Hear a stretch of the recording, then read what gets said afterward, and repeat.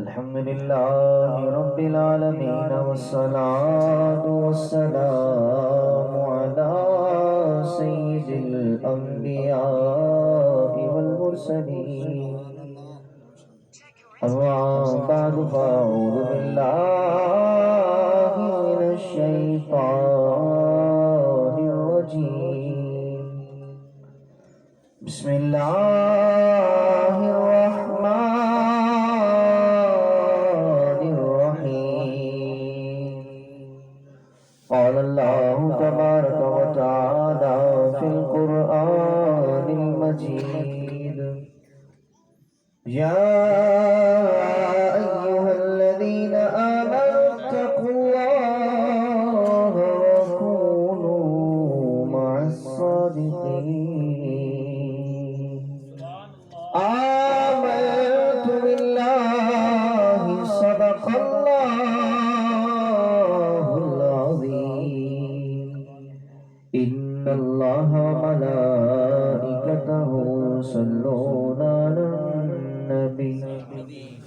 يا أيها الذين آمنوا صلوا عليه وسلموا تسليما. پڑھیے الصلاة والسلام عليك يا رسول الله. الصلاة والسلام عليك يا حبيب الله. الصلاة والسلام عليك يا نبي الله وعلى آلك وصحابك يا نور الله. الحمدللہ رب تعالیٰ کی عطا کردہ توفیق سے آج کی اس مبارک اور عظیم محفل میں ہم سب حاضر ہیں. اللہ رب العزت ہم سب کی حاضری کو اپنی بارگاہ میں قبول و منظور فرمائے، اور جس عقیدت و محبت اور چاہت کے ساتھ اس مبارک محفل کو سجایا گیا، اللہ تعالی یہ مبارک محفل سجانا اپنی بارگاہ میں قبول و منظور فرمائے، اور اللہ تعالی اس محفل پاک کی برکت سے ہم تمام ہی کو اس کی برکتیں سعادتیں نصیب فرمائے. الحمدللہ یہ رب تعالی کا کرم ہے کہ ہمارے دل میں اللہ کے ولیوں کی محبت ہے، اللہ کے ولیوں کا احترام ہے، اللہ کے ولیوں کی عقیدت ہے، اور اسی عقیدت و محبت کی وجہ سے ہم اولیاء کرام کے نام کی محفل کا انعقاد کرتے رہتے ہیں، اور اس طرح کی محافل کا انعقاد کر کے اللہ رب العزت نے انبیاء کرام علیہ السلام کے فیضان سے اولیاء کرام کو جو شان و عظمت عطا فرمائی ہے اس کا بیان کرتے ہیں. اور قرآن جس طرح انبیاء کرام علیہ السلام کی شان و عظمت بیان فرماتا ہے، صحابہ کرام رضی اللہ تعالی عنہ کی شان و عظمت بیان فرماتا ہے، اسی طرح اللہ رب العزت کا پاک کلام شان اولیاء بھی بیان فرماتا ہے. اور اللہ تعالی اپنے اولیاء کو یہ مقام و مرتبہ عطا فرماتا ہے کہ جب اللہ چاہے تو اس کی چاہت کے مطابق دنیا ان کی شان و عظمت کو مانتی ہے، تسلیم کرتی ہے. جب رب چاہتا ہے کہ میں اپنے ولی کی شہرت میں اپنے ولی کی شان و عظمت اس کے دنیا میں تشریف لاتے ہی مچا دوں، دنیا میں تشریف لاتے ہی اپنے اس ولی کی ولایت کا ڈنکا بجا دوں۔ تو اللہ تبارک و تعالی اس نومولود، اس پیدا ہونے والے بچے کے پیدا ہوتے ہی، جو کہ اللہ کا ولی ہوتا ہے، جس نے کوئی عبادت نہیں کی ہوتی، جس نے کوئی سجدہ نہیں کیا ہوتا، کوئی رب تعالیٰ کی اطاعت کا کام نہیں کیا ہوتا، رب کی رضا کا کوئی کام نہیں کیا ہوتا، لیکن رب چاہتا ہے اور رب اسے ولایت عطا فرماتا ہے، اور یہ بھی رب کی چاہت ہوتی ہے کہ اس کے دنیا میں تشریف لاتے ہی اس کی ولایت کا شہرہ ہو جائے۔ تو رب تعالیٰ اس شان کے ساتھ اس کی ولایت کا ڈنکا بجاتا ہے کہ خواجہ قطب الدین بختیار قادری رحمت اللہ تعالی علیہ جب دنیا میں تشریف لاتے ہیں تو آپ 15 پاروں کے حافظ بن کر تشریف لاتے ہیں۔ آپ نے کسی مدرسے میں تعلیم حاصل نہیں کی تھی، لیکن جب آپ پیدا ہوئے تھے تو اس شان کے ساتھ پیدا ہوئے تھے کہ اللہ تعالیٰ نے اپنے پاک کلام کے 15 پاروں کا آپ کو حافظ بنا دیا، اور پیران پیر حضور سیدی غوث اعظم دستگیر اس شان و عظمت کے ساتھ دنیا میں تشریف لاتے ہیں کہ آپ کی جب رسم بسم اللہ ہوتی ہے تو آپ اپنے استاد محترم سے بسم اللہ پڑھنے کے بعد زبانی 18 پارے سنا دیتے ہیں۔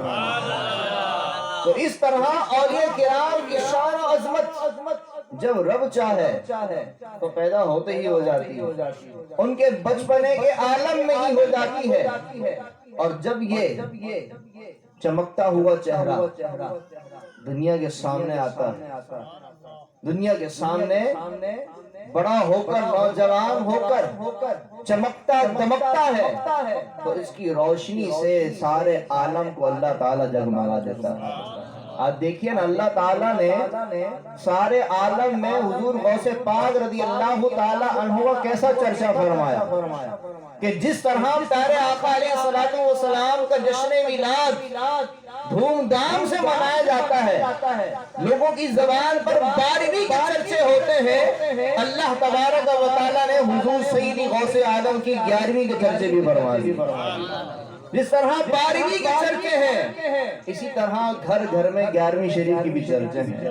ربیع الاول کی 12 تاریخ گزر چکی، 12 تاریخ گزرنے کے بعد بھی محفل میلاد منعقد کی جاتی ہے، اسی طرح ربیع الآخر کی ربیع الثانی کی 11 تاریخ گزر چکی، لیکن اس کے باوجود بھی 11ویں منانے والے، غوث پاک کے چاہنے والے اب تک 11ویں شریف کی محافل کا انعقاد ہے۔ تو اللہ تعالیٰ کی بارگاہ میں دعا ہے کہ اللہ تعالیٰ انہی بزرگوں کے سائے میں ہمیں رکھے۔ اللہ تعالیٰ نے جب انہی بزرگوں کے سائے میں ہمیں جگہ عطا فرمائی تو انشاءاللہ دنیا میں بھی ان کا صدقہ کھا رہے ہیں، اور انشاءاللہ روز محشر قیامت کے میدان میں بھی ہمیں یاد رکھیں گے۔ غوث پاک فرماتے ہیں کہ اللہ تعالیٰ نے مجھے ایک رجسٹر عطا فرمایا، اللہ تعالیٰ نے مجھے ایک رجسٹر عطا فرمایا جس میں میرے سارے مریدوں کے نام لکھے ہیں، جو قیامت تک میرے مرید ہوتے رہیں گے۔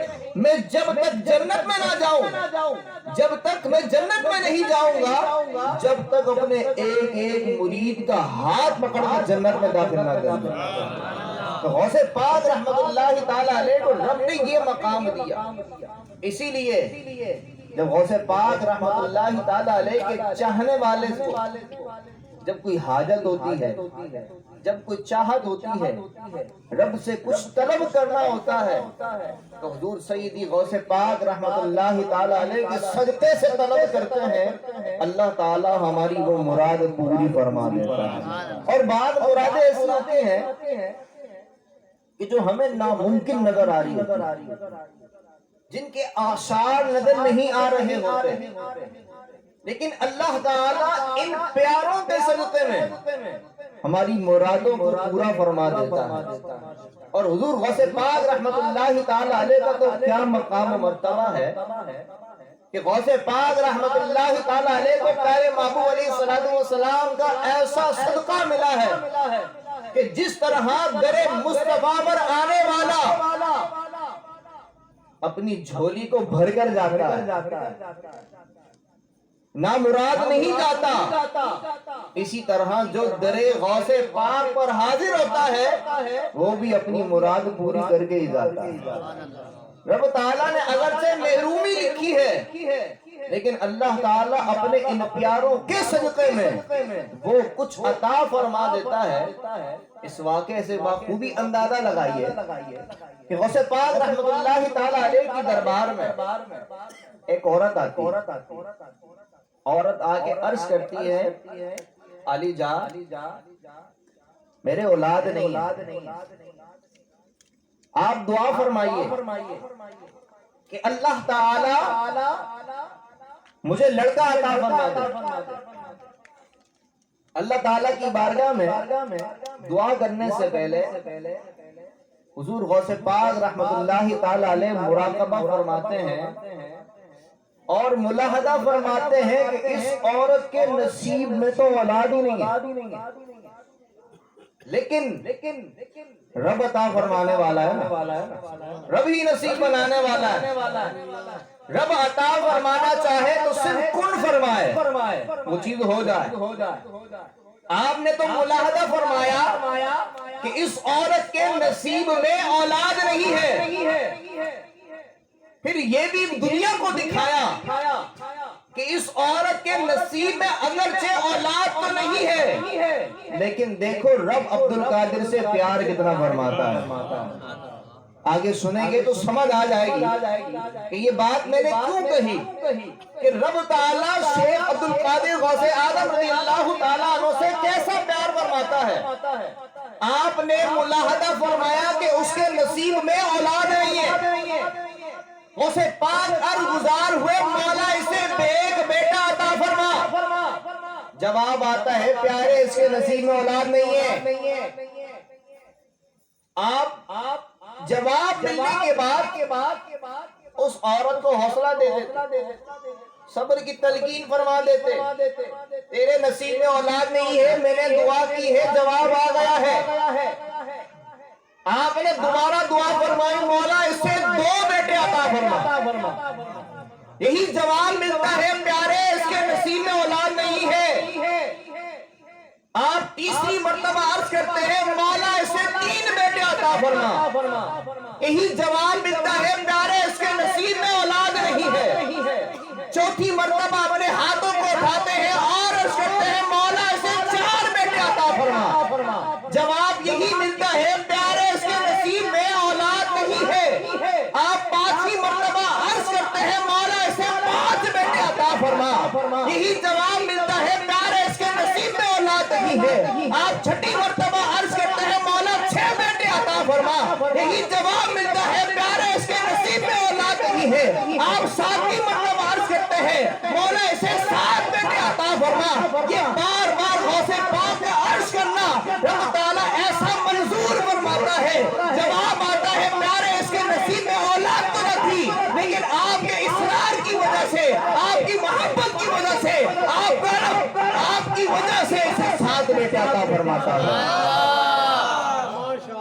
دنیا نے دیکھا کہ اللہ تعالیٰ نے اپنے پیارے کی محبت کا اظہار اس طرح فرمایا کہ اس عورت کے گھر میں یک کے بعد دیگرے 7 لڑکوں کی ولادت کی۔ غوث پاک سے رب تعالیٰ اتنا پیار فرماتا ہے کہ اگرچہ نصیب میں اولاد نہیں ہے، اگرچہ مقدر میں اولاد نہیں ہے لیکن حاضر کہاں ہوا تھا؟ کیونکہ اللہ کے پیاروں کو اللہ کو منانا آتا ہے، ہمیں منانا نہیں آتا، ہمیں منانا نہیں آتا۔ ہم کبھی رب کی بارگاہ میں حاضر ہو کر بڑی مشکل سے نماز تو ادا کرتے ہیں لیکن نماز ادا کرتے ہوئے ہمارا دل بے چین ہوتا ہے، ہمارا دل کاروبار میں لگا ہوتا ہے، ہمارا دل گھر بار میں لگا ہوتا ہے، ہمارا دل ہماری مصیبت اور پریشانی میں لگا ہوتا ہے، لیکن اللہ والوں کا دل اللہ ہی کی بارگاہ میں لگا ہوتا ہے، رب تعالیٰ کی ذات کی طرف ہی ان کی لو لگی ہوتی ہے، اسی لیے رب کو منانا آتا ہے۔ اور دیکھیں نا رب تعالیٰ کو کیسا منایا، جواب یہی ملتا رہا نصیب میں اولاد نہیں، لیکن رب نے اپنی بھی محبت کا اظہار فرما دیا، تو لہذا رب ہمارا بھی ہے، رب کو پیار ہم سے بھی ہے، لیکن ہمیں بھی رب سے پیار کرنا پڑے گا۔ جب ہم رب سے پیار کریں گے، رب کوئی مصیبت پریشانی بھیجے گا، ہم اس کی بارگاہ میں حاضر ہو کر دو آنسو بہائیں گے، رب کو منانے کی کوشش کریں گے۔ یقین جانیے جب اس انداز سے تنہائی میں حاضر ہو کر رب کی بارگاہ میں سجدہ کیا، رب کی بارگاہ میں کھڑے ہوئے اور پھر اسے منانے کی کوشش کی، تو یقین جانیے انشاءاللہ ہمارے دو آنسو نکلنا یہ رب تعالیٰ کی رضا کا ذریعہ بن جائے گا۔ اسی انداز سے رب تعالیٰ کی بارگاہ میں حاضر رہیے، انشاءاللہ رب تعالیٰ ضرور ہمیں اپنا پیارا بھی بنا دے گا۔ اللہ تعالیٰ حضور غوث پاک رحمت اللہ تعالیٰ علیہ کے صدقے ہمیں بھی عبادت کا ذوق و شوق عطا فرما، ہمیں بھی رب سے مانگنے کی توفیق عطا فرما۔ اسی ضمن میں ایک بڑا ہی خوبصورت واقعہ، جس طرح یہ رب تعالیٰ کی محبت کا اظہار تھا، اور بعض مانگنے والے ایسے ہوتے ہیں کہ جو مانگا ہے نا وہی ملنا چاہیے، جو مانگا ہے وہی ملنا چاہیے، اس کے علاوہ اور کچھ نہیں چاہیے۔ آج تو بعض لوگ لڑکی کو پسند نہیں کرتے، لڑکی کا پیدا ہونا پسند نہیں کرتے، لڑکی پیدا ہوتی ہے تو کسی کو کانوں کان خبر نہیں ہوتی، ایسا ہے معاشرے میں۔ خوشی منانے والے بھی ہیں، اس نعمت کے ملنے پر رب تعالیٰ کی بارگاہ میں شکر بجا لانے والے بھی ہیں، لیکن جب بیٹی ہوتی ہے تو کوئی عقیقہ نہیں ہے، کوئی عقیقہ نہیں ہے۔ جیسے ہی بیٹا ہوگا پیسہ بھی آ جائے گا، عقیقہ بھی ہو جائے گا۔ کیوں جناب؟ کہ بیٹے کی خوشی نہیں تھی، بیٹے کی خوشی زیادہ ہے۔ رب تعالیٰ کی بارگاہ میں مانگتے بھی ہیں تو سب سے پہلے بیٹا مانگتے ہیں، بیٹی کا لفظ منہ پر آنا دشوار سمجھتے ہیں۔ بہرحال یہ موضوع نہیں ہے، لیکن موضوع یہ ہے کہ جو پیاروں سے مانگا وہی ملنا چاہیے، اور وہی ملنا چاہیے تھا۔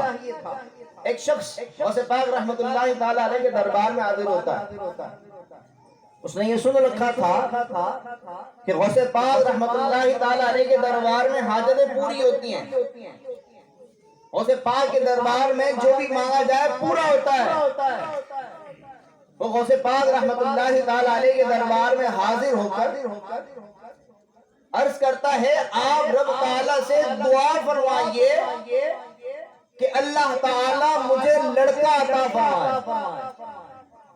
اور یہ دعا کروانے کے بعد وہ غوث پاک رحمت اللہ تعالیٰ علیہ کی بارگاہ میں حاضر ہوتا رہا، غوث پاک کی مجلس میں حاضر ہوتا رہا۔ قدرت کا کرشمہ ایسا ظاہر ہوا کہ غوث پاک سے اس نے دعا کروائی تھی لڑکے کی، لیکن اس کے گھر میں لڑکی کی ولادت ہو جاتی، اس کے گھر میں لڑکی کی ولادت ہو جاتی ہے۔ اب وہ سوچتا ہے جناب غوث پاک سے تو دعا کروائی تھی لڑکے کی، یہ پیدا لڑکی ہو گئی ہے۔ اب بھی اللہ والوں کے رب تعالیٰ کے ساتھ تعلق کو مانتا تھا، اللہ والوں کو رب نے کیا پاور دیا ہے مانتا تھا، اور اب بھی اس کے دل میں یہ تمنا تھی کہ اب بھی کچھ ہو سکتا ہے، اب بھی کچھ ہو سکتا ہے۔ غوث پاک رحمت اللہ تعالی علیہ کی بارگاہ میں جاتا ہے، یا سیدی آپ سے دعا کروائی تھی لڑکے کی، یہ تو لڑکی پیدا ہو گئی ہے، کچھ کیجئے، مجھے لڑکا چاہیے، مجھے لڑکا عطا فرمائیے، میرے آپ کی بارگاہ میں یہ دعا کروائی تھی مجھے لڑکا چاہیے، لیکن مجھے تو لڑکی عطا ہو گئی ہے۔ چنانچہ غوث پاک رحمت اللہ تعالی علیہ فرماتے ہیں، جا اپنے گھر پر جا، اپنی اس بچی کو کپڑے میں لپیٹ اور گھر پر جا اور پھر دیکھنا قدرت کا کرشمہ۔ چنانچہ وہ غوث پاک رحمت اللہ تعالی علیہ کی یہ تسلی سن کر، یہ وصیت سن کر جب اپنے گھر پر پہنچتا ہے، کپڑا کھول کر دیکھتا ہے، وہ غوث پاک رحمت اللہ تعالی علیہ کے دربار میں جانے سے پہلے لڑکی لے کر گیا تھا، لیکن جب گھر پر پہنچتا ہے تو اللہ تعالیٰ نے اسے لڑکا عطا فرما دیا، اسے لڑکا عطا فرما دیا۔ یہ رب کی مرضی ہے، یہ جنس بنانے والا رب ہے، اسی لیے رب اپنے ان پیاروں سے ایسی محبت فرماتا ہے کہ اگرچہ نصیب میں نہیں ہے، رب تعالیٰ نصیب میں عطا فرما دیتا ہے۔ اگرچہ جنس تبدیل ہے، جو جنس چاہیے لڑکا چاہیے لڑکا عطا ہو جائے گا، لڑکی چاہیے اللہ تعالیٰ وہ بھی عطا فرما دے گا۔ اور ایسے واقعے ہمارے معاشرے میں بھی ہوتے ہیں، لیکن اللہ تعالیٰ کی ذات پر بھروسہ ہونا چاہیے، یقین ہونا چاہیے۔ ہمارے استاد صاحب نے ایک واقعہ سنایا تھا کہ ایک ہاسپٹل میں